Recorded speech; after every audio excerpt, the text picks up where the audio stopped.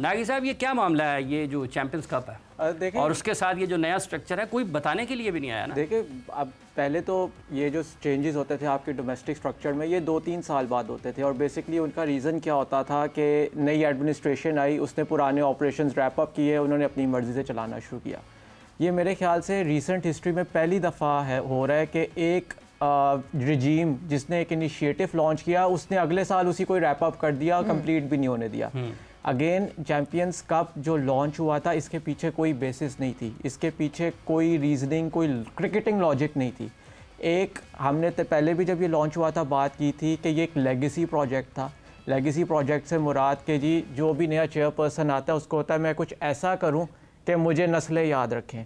ये उसी सिलसिले में प्रोजेक्ट शुरू हुआ और हमने आपने जिस तरह बताया कि वो 4 डे जो टूर्नामेंट होना था इस सितंबर में, वो भी नहीं हुआ, उससे पहले उसको रैप अप कर दिया गया। आपकी पाकिस्तान की बाकी क्रिकेट पे क्या नुकसान हुआ? पिछला जो आपका कायद-ए-आज़म ट्रॉफी, जो एक ऐसे Quaid-e-Azam trophy, Pakistan cup, national T20, ये आपके लेगेसी टूर्नामेंट्स हैं। आपने इन सबको बैक बर्नर पे डाल दिया। ये चौथा साल होगा पाकिस्तान क्रिकेट का जिसमें 4 डिफरेंट स्ट्रक्चर्स अब होंगे। 2022 में 6 टीम का स्ट्रक्चर था। 2023 में जब आपने वो सारा मैनेजमेंट कमेटीज़ का ड्रामा रचाया, उसमें फिर आपने जो 2014 का कॉन्स्टिट्यूशन वापस लेके आए, आपने 8 टीम से कराया, 8 रीजन से कायद-ए-आज़म ट्रॉफी कराई। लास्ट ईयर आपने 18 टीम से कायद-ए-आज़म ट्रॉफी कराई। Now you are back to 8 teams.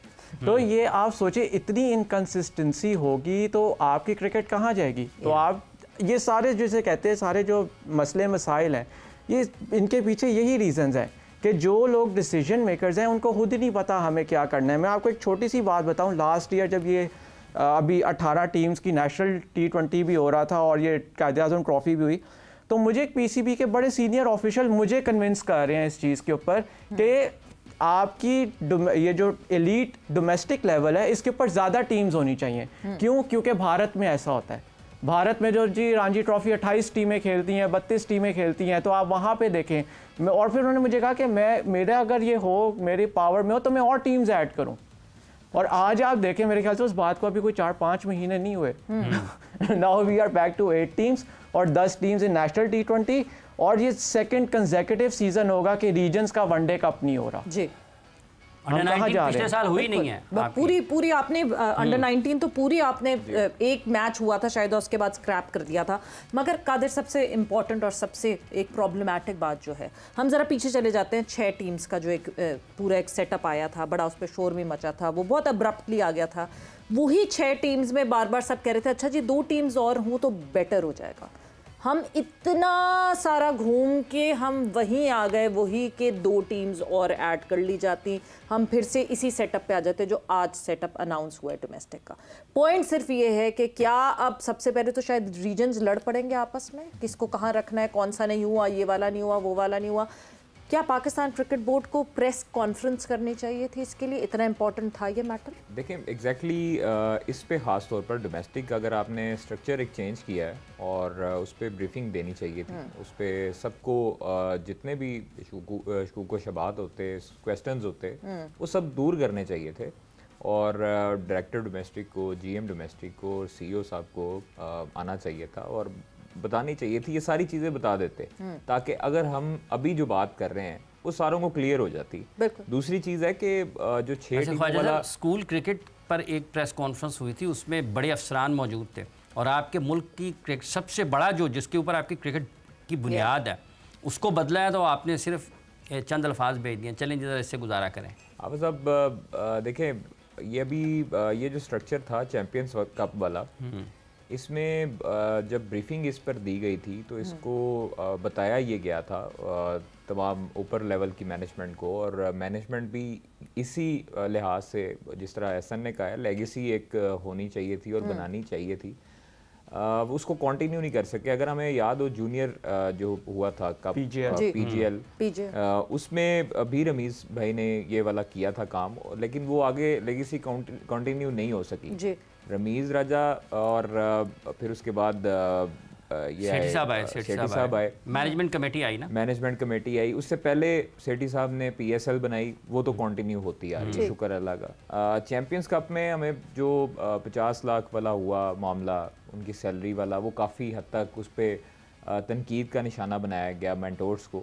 और मेंटोर्स जो हैं वो अभी उनको इस चीज़ का इल्म नहीं है कि उन्होंने अभी कंटिन्यू कैसे करना है। और काफ़ी मुतअद्दिद मरतबा मैंने ये बताया भी था, खबर भी दी थी कि वो काफ़ी हद तक उसमें पूछ रहे हैं कि हमारा काम क्या है, हमने बट सैलरी मिल रही है।